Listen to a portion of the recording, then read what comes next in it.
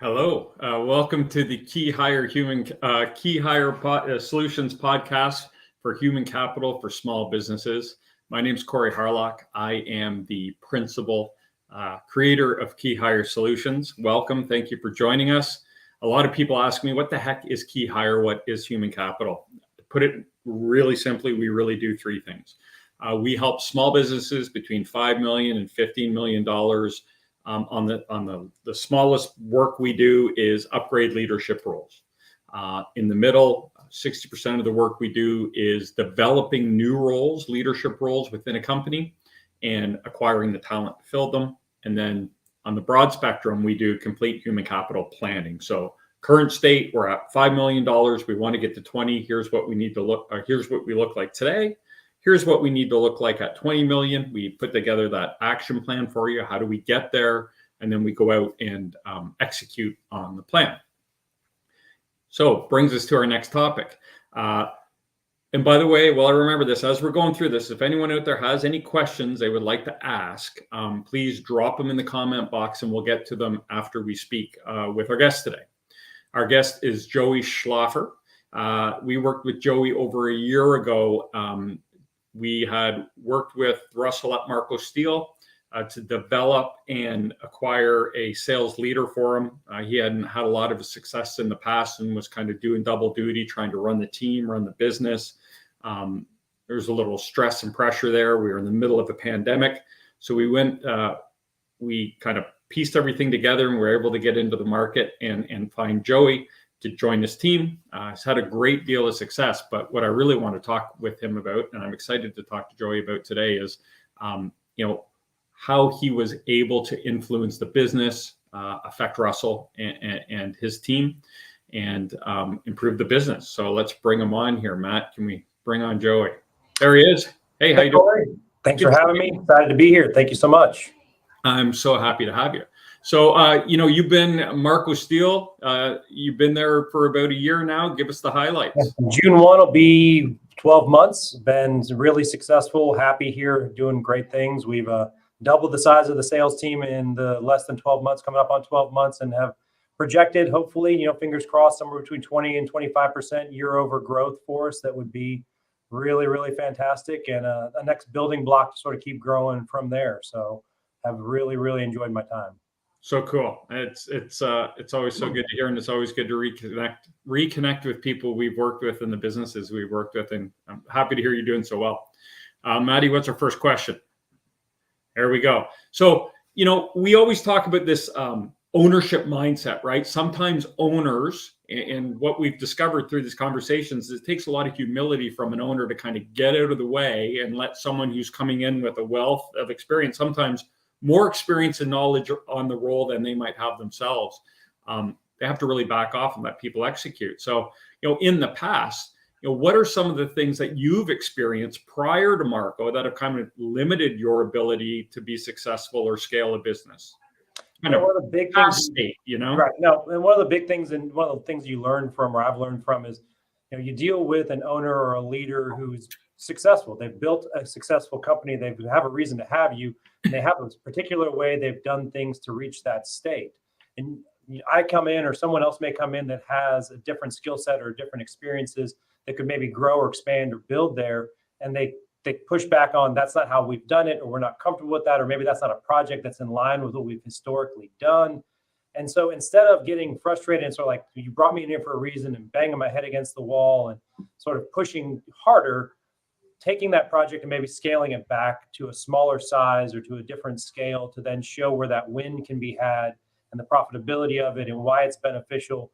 And then going, okay, this is my $5 win. Now I'm looking for my $10, $15, $20 win, instead of coming out of the gate and trying to get $1 million win right off the bat. Because look, you come in, you want to prove that you have value and that your cost is worthwhile and what you're doing is beneficial. But to just try and hammer someone on something that's completely new or different isn't going to get you where you want to go. You have to earn that time and space and ability to do what they need from you. So, it's not that they don't want you to do what they've hired you for, but they're just going to have to be brought into the circle of trust, if you will, on what you're trying to accomplish. And that's exactly what I was going to ask you. Do you think sometimes it's just a trust issue? Yeah, it's 100% a trust issue, and it is you're new, it might be different, and human beings dislike change at all levels, in all places, in all ways. Yeah. And so trying to affect change and expecting someone to just jump on board with your change, even if they've hired you, right? Even though they brought you in to bring in change is still scary. And so that's the challenge. And I talk a lot of times about that owner mindset. Sometimes they have you found in the past that some owners can be addicted to the chaos, right? And what I say is they're not addicted to the quality and the on-time delivery of their product. They're more addicted to how hard it is to produce the product, because that justifies the price they charge, right? So if you make it too easy, they go, well, hold on, where's the value, right? Because it's too easy now. And one of the other things is, it can affect the team in that, well, if it's easier or smoother or more efficient, do we need as many team members, or do we need to continue running the business the same way we are? And, I've worked places that have, multiple locations, hundreds of employees. And what ends up happening is, yes, you could become more efficient, and then you can have other jobs for those employees to help you get even bigger and grow further and do more. But if you're concerned that, player A always does this, and if we make it where that isn't something he has to do anymore, what do we do with them? Well, there's other work. We're going to sell more. We're going to do more. There's something more coming for him. Just hang on. We'll get there. Yeah, very cool. All right, Matt, what do we have next year? So what are some of the biggest mistakes business owners can make when they hire a sales manager and they want to grow their sales organization? I think one of the biggest problems, and all people, even I as a hiring manager, run into it, is you look for a person that either has, you're looking for someone that looks like, sounds like, dresses like, behaves like, is this cookie cutter of what you expect that role to have and to be. And people aren't cookie cutter. Like, people are all different and come in different shapes and sizes and interactions, and being able to not get married to an ideal. What I keep tell myself is, you don't want to be the 50-year-old who's still single that's dated hundreds of women that have all had one small problem or one issue. Yeah. So you're like, well, how am I still single? Why didn't this work out? It's like, well, you disqualified a bunch of people off of one inconsequential thing, where you could have had, someone who comes in and brings real value to your organization and really helps build what you're doing, but you didn't give them a chance because I expected this person to have this background or this experience or have this, relationships in place for me type of deal. And that just really, really, really can limit your ability to grow and find really powerful talent for your organization. Yeah, I agree. And something I've found, and I'd be interested on your thoughts on the topic, but oftentimes when people look to hire, especially in sales, they'll look like to their competitor. If we could just get that person. And the problem is, if I have a $10 million a year business and my competitor does $10 million and I bring in a new sales manager and you say, hey, how's that new salesperson doing? They're doing amazing. What are your sales? $10 million. Because the individual only knows how to do $10 million, right? And that's why it's important to hire for capacity. But in doing that, you kind of sometimes put yourself in that situation where you're like, well, these are ideas we've never seen before, or they come from such a big operation, they don't understand how we do business, and you kind of get into those conversations. And I always feel like, especially for sales is sales. And if you have the ability, especially with what we do in the metal market, to come in and learn and grow with what our products are and what their applications are and what they're for, if you're good at building the relationships and creating the rapport and doing that type of work, the technical stuff will come behind. So I don't have to have someone that maybe has specific steel experience. If I know that they have the ability to learn the products, to put in the time and the effort, have the work ethic to grow, then I'm really just looking more for a mindset and a personality to interact with our customer base at that point. And that's really the key there. And I think what allows you to do that is you guys just have a quality, you guys produce quality products too, right? And so it's easier to sell. What do we have next? So Russell is the owner of Marco Steel. When we brought you in there, he had a process in place, and how long has his business been around? It's been a long time. 30 years of success. Yeah, and I mean, and him and his wife rock it out there every day, and they work hard. And I know one of the reasons for he and I working together was to find someone who could let him sleep at night, let him get some days off, grow his business, right? So what has, just to backtrack, we talk about sometimes the small business owners have to have the humility and like you said, the trust to bring in talent and then say, do what you do. Right. So what has Russell done and the team at Marco? What have they done that has really allowed you to go out and influence the business? I mean, I think you said it off the top. You're 20%. You're up 20% this year. Right. That's meaningful, right? It doesn't matter what the revenue is. That's a meaningful number. So they've obviously done something. They didn't say, here's our program, just run it better than we do. What have they done? What they did is they did a good job of showing, yes, they have a program, they have a system that has been efficient and been effective.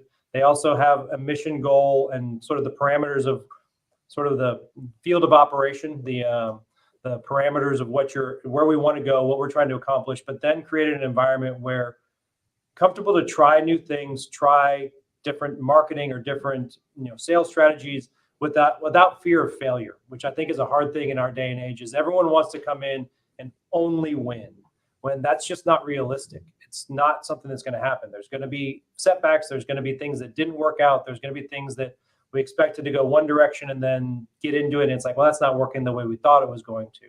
And then being able to pull it back, have a sit down, an after action meeting, if you will, and go, hey, this didn't work out the way we'd hoped. It wasn't as beneficial as we thought it was going to be, whatever.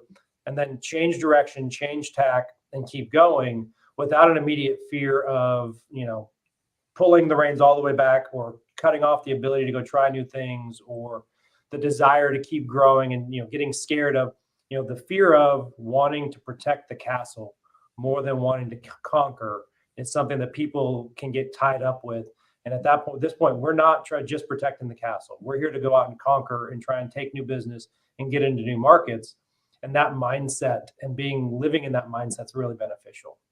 That's very cool. That's that whole fail fast mindset, right? Try it, fail fast. Don't just keep doing it and keep failing and keep, throwing good money after bad because you think it's going to work. Try it, discuss it, figure it out. Are we going to go forward or not? Because it may be failing, not because it's a bad idea, but because of a piece of the execution was off, or because a piece of what you expected to react one way. I'm a big fan of Jocko Willenick and I've given all of my team the, extreme ownership, and it's part of what we do around here at this point. And part of that is that, we're going to look at it, we're going to try and move it forward. And if it's not working, we're going to look at why it's not, and we're going to try and figure out a way to either, get back in the fight. But, as they always say, the enemy has a say in this, right? So you may do something thinking you're going to take a bunch of market share, and competition may have a different idea, and there's nothing you can do about it, but learn, grow, evolve, and keep moving. Awesome. I'm going to throw a curveball at you. So I know business owners out there that are getting or thinking about building a sales team or hiring a sales leader. What's the one thing a business owner should be looking for or looking to do when they're trying to build a sales organization to scale? And this isn't Marco related. This is professional sales leader talking to people who want to know, how do you make the sausage? I'm a firm believer in the mindset. You have to find someone who is positively motivated to get people involved, because doing sales is cool. This is a fun job, getting to make relationships, selling, putting product into people's facilities so they can do what they do. It's fun work. It's exciting work. It has, this mindset of, we were talking before this started to bring everybody back in about busy, right? The idea of busy. Yeah, that's right. It was the first thing you said. Yeah. I hate busy. I hate the idea of it. And so it's a mindset. It's an attitude about what we're doing and what we're trying to accomplish that is going to then infiltrate down to the rest of the team. I don't need people that are exactly like me, that do exactly what I do and how I do it. What I need is people that have a similar mindset. We're going to go out and we're going to be successful because we're going to do the best we can do. And when things go sideways, we're not going to melt into a puddle. We're not going to freak out. We're not going to, immediately hit the panic button. We're going to find a solution. We're going to present those solutions. We're going to move the project forward and keep going. And that, if you're trying to build a sales team, is the key, is that you have to have a leader at the top that has a mindset that is in line with ownership and that can then transfer that down. And if your mindset is one and you get someone in there that is completely opposite of you, you're probably not going to end up having ultimate success because there's too much of an adversarial mindset there. You need someone that's looking to grow in the same ways and build in the same ways.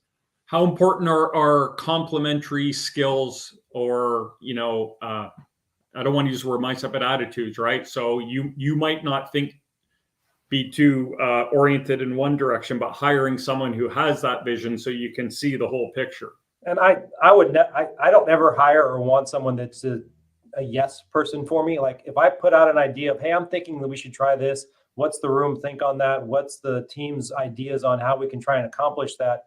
And if all I ever get back from everybody is, hey, that's a great idea, boss. That's exactly what we should do. But that doesn't work. I need the input from the other people that are out there. And I think leaders and owners should look for the same thing from their sales leaders. In that if you come into my office and tell me, hey, I really think we should do X, and I'm not positive that's the best idea, I'm going to at least ask questions. Why do we think that's the direction? Have we thought about the things that are this or this or this that might cause a problem?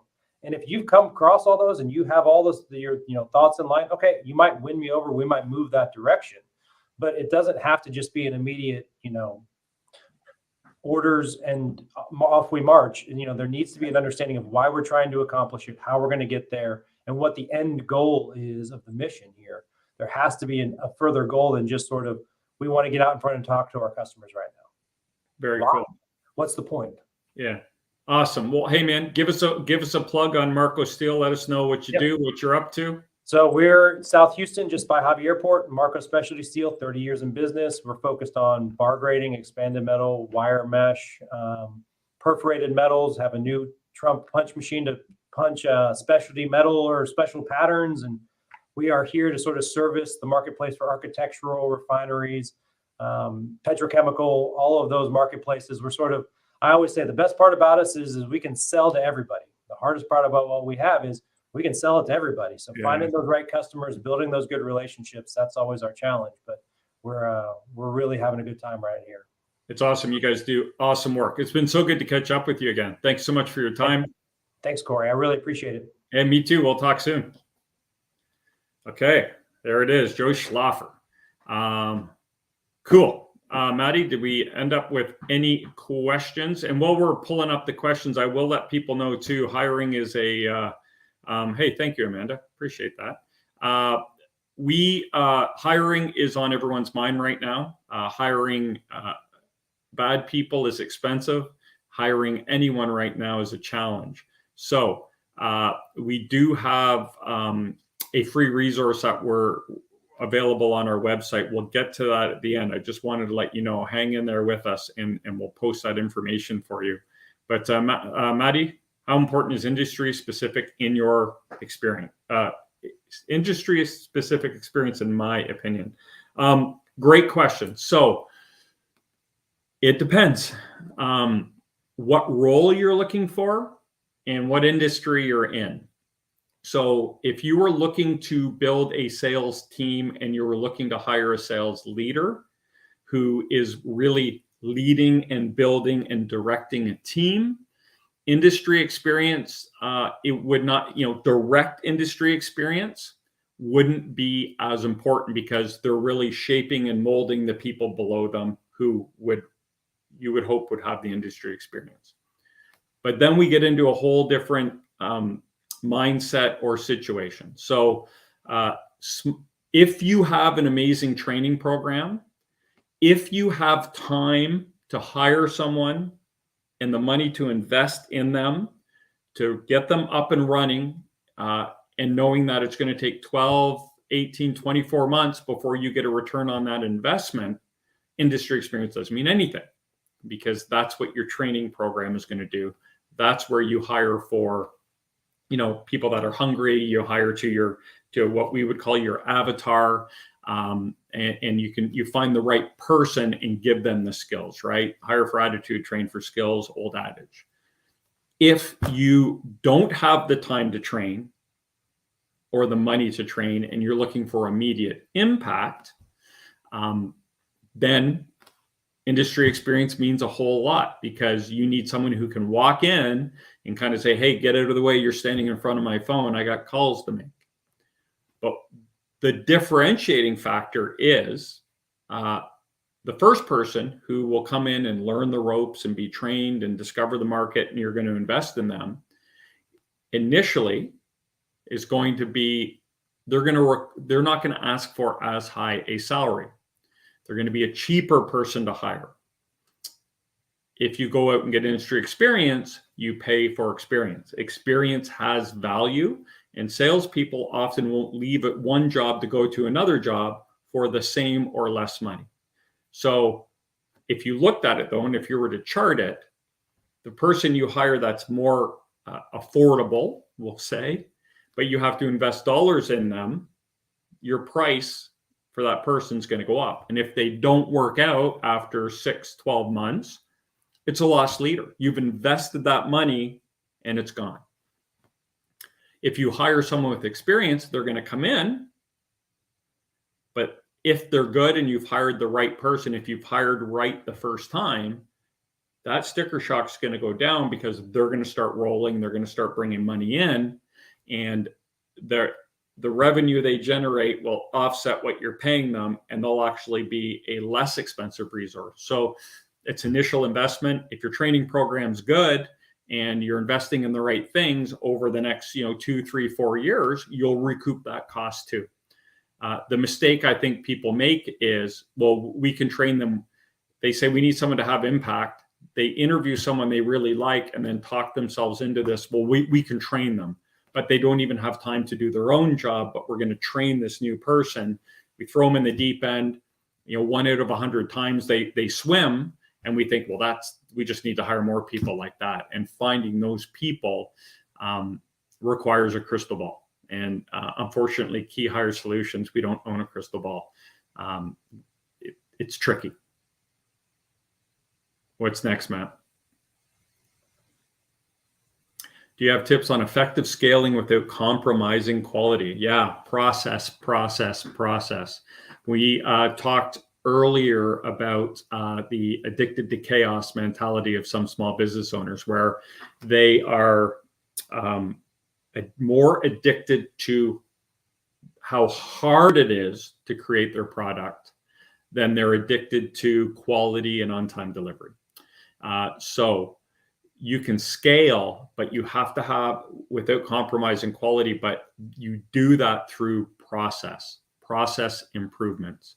I think I've said this before, when time is your only input, your process isn't a good one. When the only answer is we just need to hire more people and work more hours, that's finite. Because once you get to as many people as you can have, there's only 24 hours in the day. It's not the right way to scale.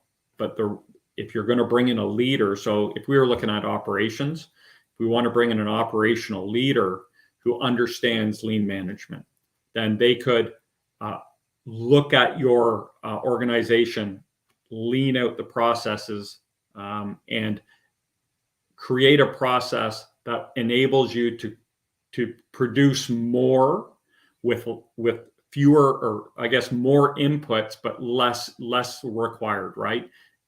Your efficiency would go up. Man hours would go down. Productivity would go up. Lost time accidents would go down. And all of these factors would contribute to being more efficient, higher quality, better production. We have one more, Matt. What are some qualities you look for in a leadership candidate? And so this question seems very simple, but is very deep, because it all depends on the owner and what they're willing to do. How much are they willing to trust the individual? Do they want meaningful change in their business, or do they want someone who's going to come in and execute on an existing process? And this is where Key Hire, this is where we make our living, is talking to those business owners and understanding, what do you really want out of your business, and what are you willing to sacrifice in terms of what are you willing to give away? What is important for you to control? Are you ready to give things away? Are you ready to bring in this leader? Because oftentimes, and we're not perfect at it, but we'll talk to owners and they'll say, I just want someone to, who can take this over and I can take more holidays and I can trust them to run the business. Then you bring someone in who is more than qualified and they just micromanage them and don't allow them to have influence, or they don't allow them to affect the business the way they were told they could. And so when you're looking for qualities in a leadership candidate, it's really important as an owner for Key Hire, when we work with owners, to understand truly what are you willing to let go of? What's important? What aspects of the business is it important for you to maintain control of? And are you actually saying these things? And do you mean them? There's always a little bit of backslide, right? We always see people that want to give it away, but then when it comes to it, they won't. And then you run into kind of the hardest situation to deal with is where an owner will actually bring in super talented people, ask them for their ideas, tell them to execute on the idea, sabotage the idea, say, I told you that wouldn't work, so they can say, look, just do it my way, it works the best. You don't need high skilled people to do that. That's not when you hire. If you as an owner want to have full control of the business, you need to source a very particular person. And those people are out there. Every job is perfect for someone. But if you're an owner of a business who truly wants to scale, bring in experts and allow them to flex their muscles and do what they know how to do and get out of the way, that's a whole different candidate. So the answer is it depends. I can't give you a specific, and that's why we go in and do the work we do, and we have the success rate we do, is because somewhere along the line, doing this for a long time, I guess I was able to figure out that it doesn't matter who you hire until you get inside the head of that business owner and truly understand what do they want to accomplish with the business. And I think that's it. That takes us right till about 2:30. So, Maddie, let's let them know what we have going on here. So I talked about a hiring resource. So we have a consultation there. But we also have, do we have a banner for the hiring guide? Download our free ebook. And that's the ebook, it is called Hiring in the Key of C. And to be totally honest with you, that is our proprietary process.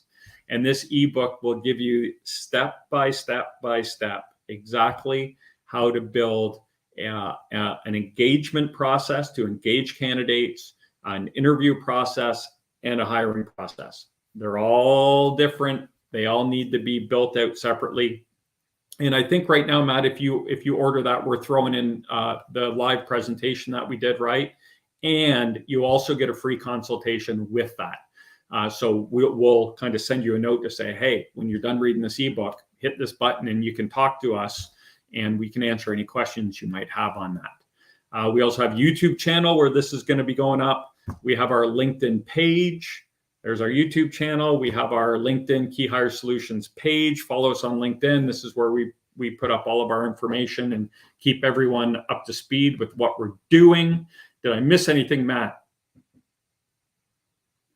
And if you want that ebook, go to the website, and when you scroll down, there's a button there that says download our ebook. Yeah, there it is. Go to keyhire.solutions and click the button that says download our ebook. Other than that, I think we're good. I want to thank Joey again. That was incredible. I knew when I met him, he was a true pro, and he has proven me right for a year now, which is awesome. I appreciate that. So we will see you in 2 Wednesdays from now. Stop struggling, start scaling. Thank you, guys.